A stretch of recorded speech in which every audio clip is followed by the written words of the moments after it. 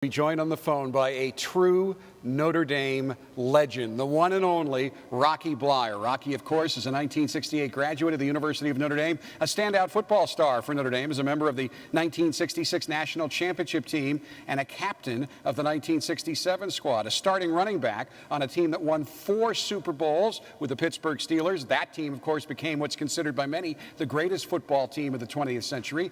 He's also a Purple Heart and Bronze Star awardee and an all-around inspirational guy. Rocky, welcome to Notre Dame Day.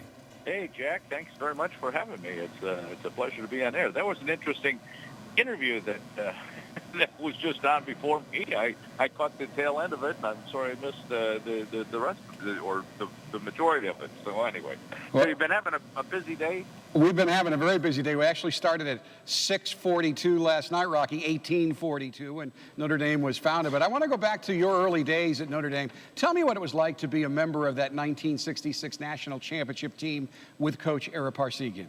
You know, actually, it was exciting only because we didn't know of the quality of players, obviously, that we had. It was Ara's third year. I was very fortunate, as my teammates, that we were Ara's first recruited class. So for us, it was our junior year as we were getting ready for that for that season. And the unknowns were quarterback were unknowns, receiver was an unknown, which was a big impact that year with Terry Hanratty as our starting quarterback.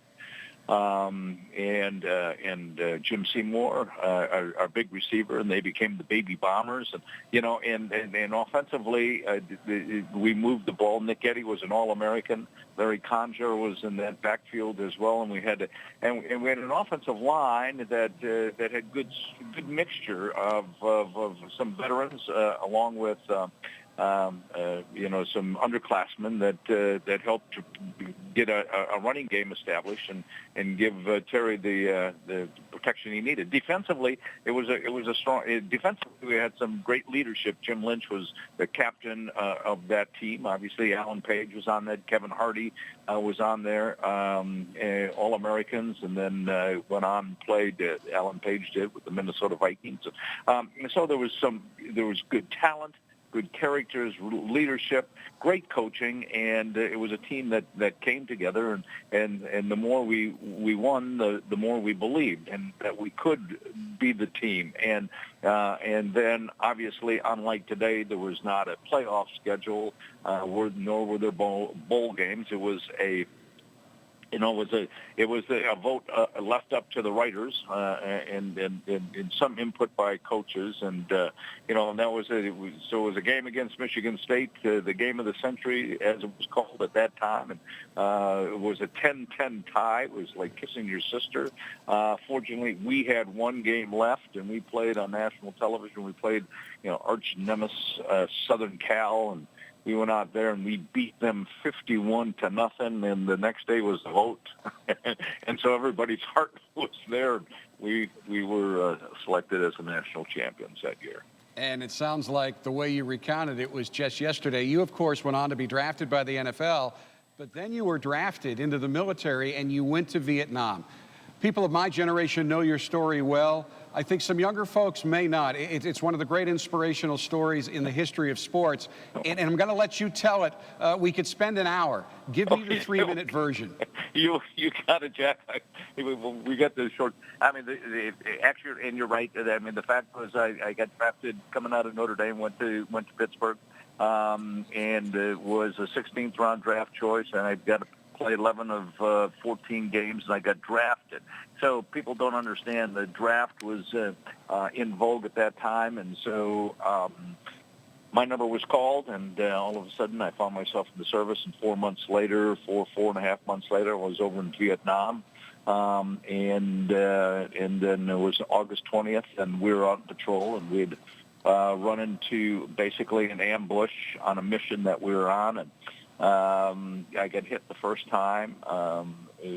It's in through the left thigh, and then I got hit secondly later on the same day with a grenade that had blown up through my right foot, knee, and thigh. And we're in a firefight, and finally, we got out of there. Some 6 hours later, we got to a secured area. Helicopters came in, but the prognosis was that I would never play this game again because of the damage that had been done, especially to my right foot, with the nerve damage and the broken bones I had. But because of an opportunity in playing with the Steelers, and they gave me a chance, and I came back. And when I got out of the service, and they put me in injured reserve 1 year, and then on the second year I made the taxi squad, and they bought me 2 years to get stronger and back in shape, and by 72 I came and I made the team, just playing special teams, and then it became kind of a magical year as we talk about Notre Dame football, and then all of a sudden for the Steelers, the immaculate reception. For those who don't know, a deflected pass in a playoff game was the first time in 40 years that that team win a division and get into the playoffs, and all of a sudden things start to change. And by 1974, I got a chance to break into the starting lineup, and from then on, we won 4 Super Bowls, and Franco Harris, my running mate, and I, in 1976, became the second set of running backs in the history of the NFL, each to gain 1,000 yards rushing in one season. And after 12 years, I retired. So that's kind of the thumbnail. That's the nutshell, the thumbnail. Yeah, right. Since this is ND Day, I want to end by just having you tell us the impact that being a Notre Dame graduate and the associations you made here, the friendships, what you learned here, also about what you learned about life here, the impact that's had on your life. Well,